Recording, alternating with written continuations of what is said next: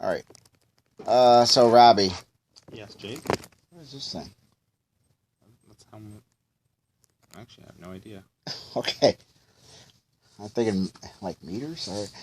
So anyway, thinking about Robbie here. He wears a mask when he goes out to make people happy. I will wear a mask to enter, but then I usually drop it down because I have lung problems. And sometimes people are like, well, if you got bad lungs, then technically you should wear a mask. Well, the thing is, I have a lot of scarring in my lungs, and it makes it hard to get air as it is. When I have a mask on, it restricts it even more. I've actually passed out in the eye doctor waiting in the waiting room because I had to wear the mask. So after I passed out and I got back up, they let me wait outside until they were ready for me. But anyway, the whole thing is about the stupid mask. You figure, okay, you got people wearing the mask in public. Let's say everybody wears it in public. People at home, let's say they touch something or whatever, and for some reason they touch something that had it. And then they have it on their shirt or their coat. Walk through a doorway at a store, then another person's coat touches that door. Then when they get home, they put their hand down there taking off their coat or something. Oh my God, they got it. The mask would do shit if it's something you stepped in or whatever. So how are the masks actually helpful if you can get it just from touching something, even if everyone around you has a mask? Right, Robbie? Yeah. Okay, now say something about your thoughts on the mask. Well, the CDC told us the size of the virus particle, and several months later, when the California wildfires came out, they told us the size of a smoke particle, and the size of a smoke particle is larger than the virus particle, yet the CDC said that the masks people are wearing will not protect them from the smoke. So if it cannot protect you from a larger particle, if that particle can still get through the filter, then of course a virus particle is going to get through a filter. You can see your breath through the mask, you can smell things through the mask, and those particles are all larger. That water vapor is larger than the virus.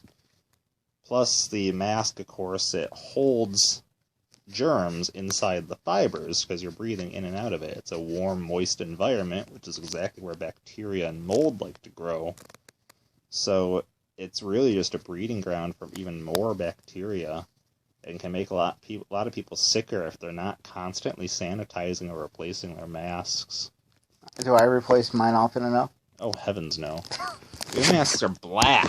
That's okay. They started out white. Yeah, but sometimes I use them to clean off the mirrors on the van and stuff too, and the tail lights when they get muddy. The thing is, if you're gonna get it, you're gonna get it. It's one of those things. It is what it is, right? It's one of those things that people go through in life. They have diseases in the world, and some people get this, some people don't. Well, right now there's several memes going around. One says, imagine a vaccine so successful that you still have to wear a mask to protect yourself after you get it. Another one is, imagine a virus so deadly you have to be tested to know you even have it. That is true, isn't it? And also, several countries, including the U.S., in the middle of summer started looking at, when they finally figured out what the antibody looks like in the blood, they started looking at the blood samples they had taken over the previous months. And, of course, the virus didn't really hit until December of last year, so we're actually in the 12 months since we first found out about the virus. But Italy found out they had the virus, the antibody was in blood, taken in September of last year. And America has had it since at least they found antibodies in the blood from before December of last year. So before anybody even knew that this virus existed, antibodies for this virus existed in people's blood, which means the virus has been out more than a year. So if we didn't know it was a problem a year ago, then why is it a problem now? Because it's been out a lot longer than people think. Well, the way I look at it is like, if you're meant to get it, you're meant to get it, Well, a lot of people get it, and it has a 98.7% recovery rate. It's like just a worse version of having pneumonia, which I've had pneumonia 3 times. Well, that's the thing. I've been hospitalized for it before, too. It's just... Pneumonia follows the virus. The virus isn't what's going to hurt you. Like, AIDS isn't what kills you. It just weakens you so that you're more susceptible to other things. Well, that's why, like, if you have pneumonia and stuff, and you already have health problems, you're more likely to pass away. Mm-hmm. And that's like with any virus. And so it just, you do your best, keep clean, this, and this. But the wearing the mask thing, in my opinion, is just, it's stupid. And to force somebody to wear the mask, even when they're not around anyone, is just, my opinion, bullshit.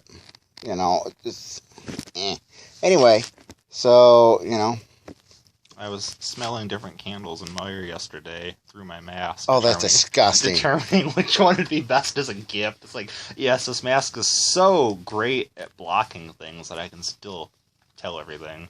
Oh, and for you that don't know, or aren't aware of this, for your snow throwers and snow blades and stuff, if you have a problem with the snow building up, use wax. I just use well, because you're talking about candles, so I just take like the plain candles, I wipe it on the house, and it keeps it from building up. It actually works really well.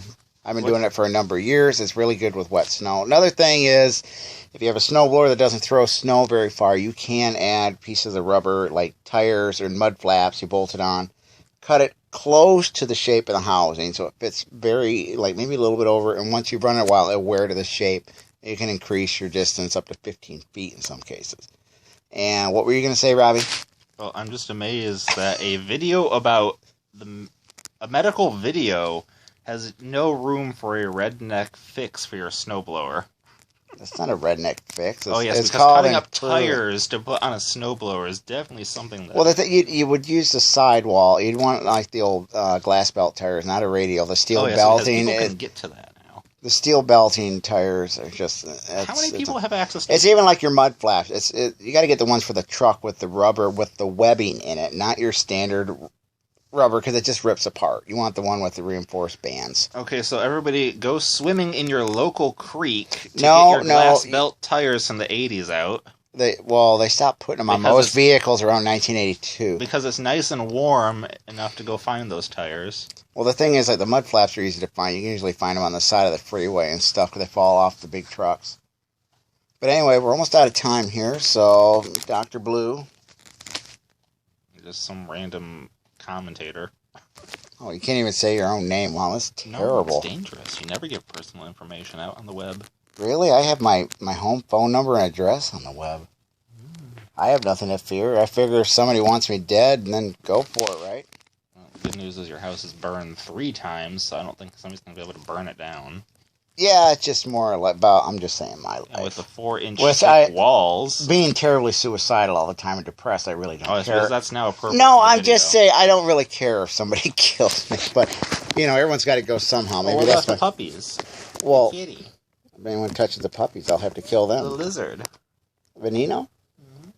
Okay, we're getting way off topic here. But anyway, like I said, about the snow blowers and snow plows, it really does help.